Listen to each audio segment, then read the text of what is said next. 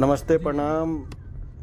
देखी गाड़ी की यात्रा होता खेसारी भैया के माई बाबूजी भैया के साथ है। जब हम लोग पटना जाते रहनी से खेसारी भैया के जन्मदिन के अवसर पे पुराना वीडियो बा। माई पास में बैठल बारी, भैया साइड में हवन, बाबूजी आगे सीट पे बैठल हवन। मिनी ब्लॉग बनावा तनी। और पटना गैला के बाद होटल में एंट्री भैल हमनी सके। एंट्री होला के बाद मनु बाबा के देखिए एक अलग अंदाज में उनको लुक लौकता, चश्मा वश्मा मार के एकदम लागत हीरो विलन लागत, हीरो नहीं लागत। मनु बाबा अलगे लुक में रहल एगो। फिर होटल में एंट्री भैल। एंट्री होला के बाद रूम के पास गई जा हम लोग। बाबूजी आगे बैठल हवन देखी।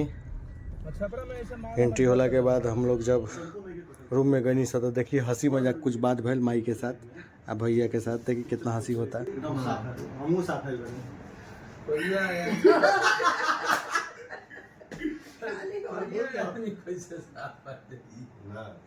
जबरदस्ती बोल जरूरी बा। जबरदस्ती तबे न माई हंसत रही ना, बोले त का हंसत माई ना करिया का। कौन पार्टी को बंदूक रख के फैसला करवा। माटी ढक के पोत